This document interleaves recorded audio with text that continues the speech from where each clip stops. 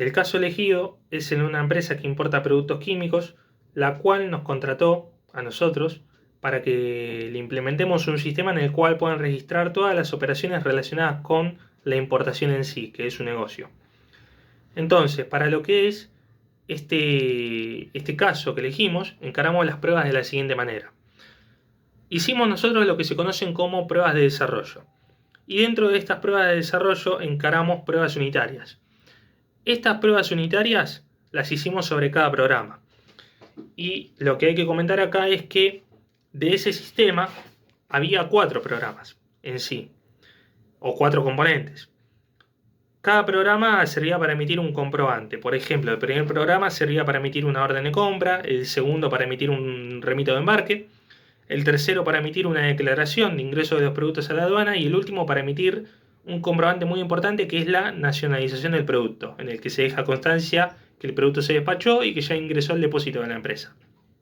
Entonces, se probó unitariamente que el sistema pueda asignar un número a cada comprobante cuando grabamos el comprobante. Esto quiere decir que ese número que asigna el sistema es un número único, no modificable, y que servía para identificar cada comprobante en sí.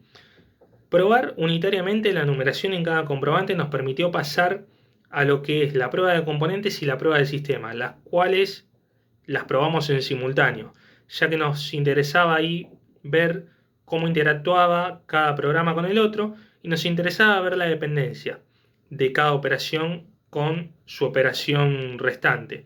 Entonces, acá, cuando hablamos de dependencia, nos importaba mucho respetar una lógica en el circuito de importación. Cuando digo de respetar una lógica, hablo del siguiente ejemplo.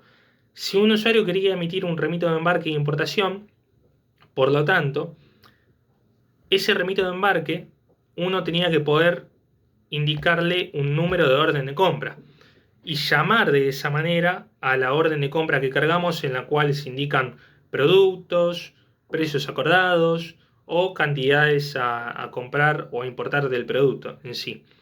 Entonces, de esta manera se aseguraba la dependencia del sistema. Esto quiere decir que, por ejemplo, desde el remito de embarque se podía llamar a la compra, desde el comprobante de declaración de ingreso de los productos a la aduana se podía llamar al remito de embarque y desde el comprobante, desde el último comprobante que es el de nacionalización, se podía llamar al comprobante el cual dejaba constancia del ingreso de los productos a la aduana. Entonces, de esta manera, lo que nosotros ahí aseguramos fue la dependencia de cada comprobante con su comprobante. Por lo tanto, cada compra tenía su embarque y cada embarque tenía también su nacionalización en sí. Entonces, eso en cuanto a cómo cubrimos las pruebas. Después, en cuanto a la gestión de riesgos, nosotros identificamos principalmente 2 riesgos. Hay uno que lo identificamos al principio del proyecto, en reuniones con el cliente, el cual se originaba de esta manera. Como el técnico de confianza del cliente era el que proporcionaba el servidor o el entorno en el cual nosotros instalábamos cada uno de los componentes, acá ya ese servidor, por comentarios del propio técnico, ya tenía problemas de performance. Y además se dio un comentario del cliente que era que ellos cargaban un alto nivel de comprobantes relacionados con importación. Entonces, toda esa cantidad de transacciones alta de comprobantes que ellos podían cargar, podía tranquilamente afectar lo que era la performance del sistema. Por eso, a partir de este riesgo, lo que se hizo fue tomar una estrategia de alertar al cliente que pueda acordar con su técnico la generación de backups continuamente, esto para evitar que pierdan información a futuro, y algo más importante todavía, para evitar el riesgo de que ellos puedan perder, por ejemplo, el historial de comprobantes. Se le recomendó entonces la generación de backups, esto a modo de consulta, por si quisieran consultar una base de datos ya no productiva, sino comprobantes anteriores. Y se les sugirió para asegurar de alguna manera la performance, una buena performance de la base de datos y del sistema en sí, que puedan ejecutar una depuración de la base de datos cada 6 meses, para de esta manera mantener limpia la base de datos de transacciones y que la misma no se sobrecargue. Otro riesgo que nosotros identificamos es hay un riesgo que está más relacionado con el área de desarrollo en sí, en el cual estaba el riesgo latente de que se subestimen los tiempos de construcción y entrega del software. ¿Nosotros cómo mejoramos esto o cómo evitamos de alguna manera que se genere este riesgo? Bueno, lo evitamos de la siguiente manera.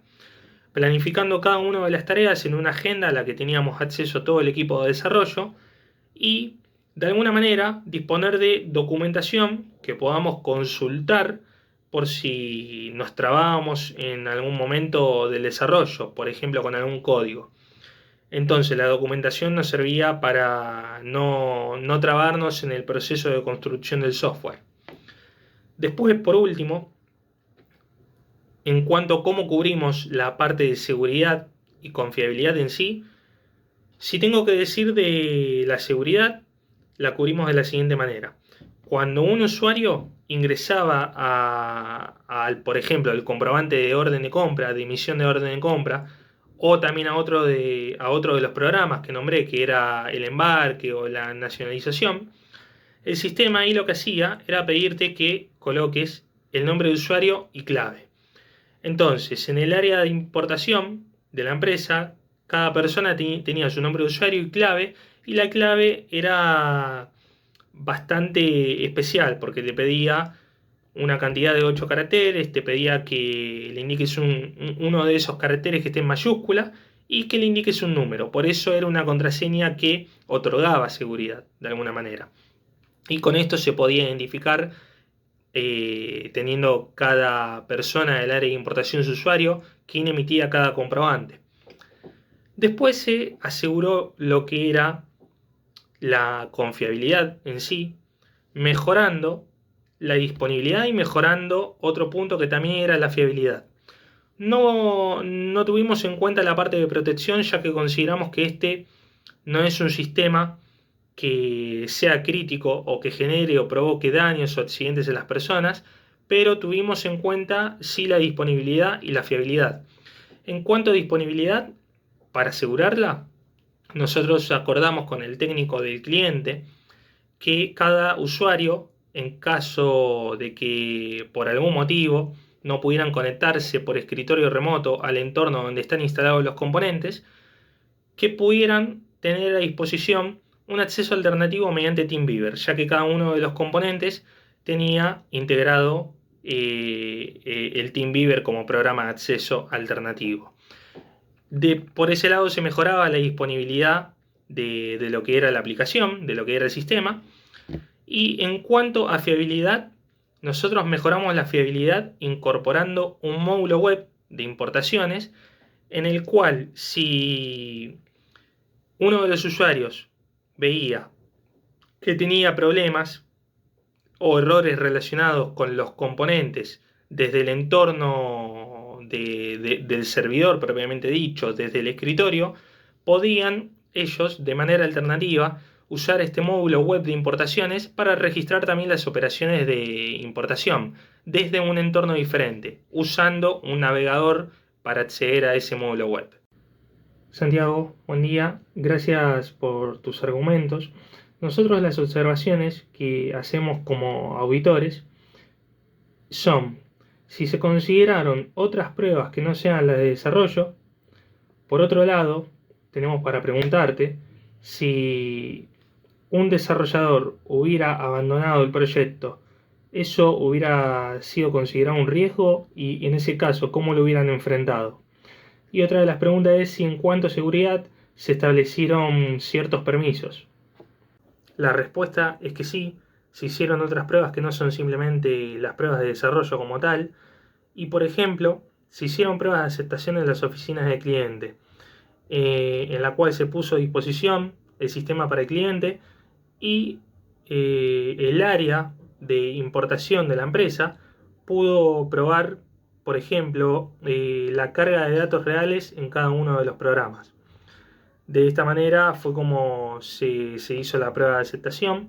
Después también consideramos en respuesta a, por ejemplo, a si hubiera sido considerado un riesgo que un desarrollador abandone el proyecto, yo creo que sí, que hubiera sido considerado un riesgo, ya que el equipo de desarrollo estuvo en gran parte de las reuniones con los clientes y creo que si perdíamos a alguien del equipo de desarrollo, fundamentalmente en esa etapa, hubiera sido complicado, ya que muchas veces los desarrolladores toman las reglas de negocios o las necesidades que identifican en las reuniones para después volcarlas al software que están construyendo. Por eso creemos que sí, que hubiera sido una pérdida importante y grave que un desarrollador abandone el proyecto.